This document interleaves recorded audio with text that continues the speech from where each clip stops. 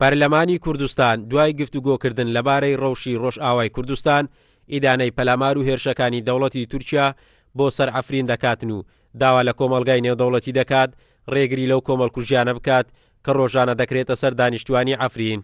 لەسەر پەرلەمانی کوردستان زۆر پێویستە کە هەڵوێستێکی زۆر ڕاشکاوانە و توندی هەبێ بەرامبەر ئەم کردەوە فاشیستیەی دەوڵەتی داگیرکەری تورکیا لە عەفرین و ئەو سوپادڕندەی چونکە ئەو کردوانی کەوانیکەن لەوێ ئەو ئەچێتە خانەی جینۆسایدەوە.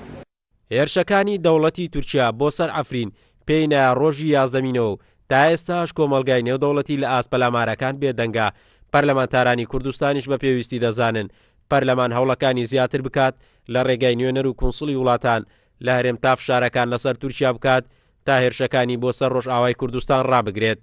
پەرلەمانی کوردستان ئیدانەی ئەو هەڵوێستەی دەوڵەتی تورکیا بکە پێمان باشە پەرلەمان هەڵوێستێکی جدی معنەوی گرنگی هەبێ پێمان باشە ئەگەر ئەکرێ دەعمی بە هەموو جۆرە هاوکاریەکان کە دەعمی ڕۆژئاوا بێ پێمان باش ئەوە بکرێ. ئەگەر ڕۆژ بە ڕۆژ دۆخی عەفرین خراپتر بوو ئەو دەواازانە داخرا و هێزە نێودەوڵەتەکان فشارێکی کەی دوژمنانیان خستە سەر ئەو ناوچانە ئەو کاتە ئەبێ پەرلەمانی کوردستان و هەروە ئەو پەیوەندیانی هەمانە حتا لە ئاسینا خۆیشا بۆ ڕێخستنەوەی پەیوەندیەکانمان و بەکارهێنانی پەیوەندیەکان لەگەڵ کۆنسڵەکان ئەو کۆنسڵانەی کە هەیە لە نوێنەراتیان هەیە لە ناو هەرێمی کوردستانە پێویستە ئەوانش بەکاربێنە و پەیوەندیەکانی خۆیان بەکاربێن بۆ ئەو پرسە. دوای پەلامارەکانی تورکیا بۆ سەر ڕۆژئاوای کوردستان خۆپیشاندان و ناڕەزایەتیەکان لە بەشێکی زۆری شارەکانی ئەوروپا و هەرێمی کوردستان ئەنجامدران.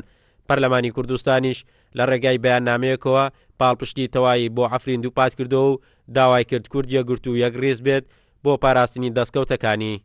قارەمان زەوهەر، کورسات نیوز، هەولێر.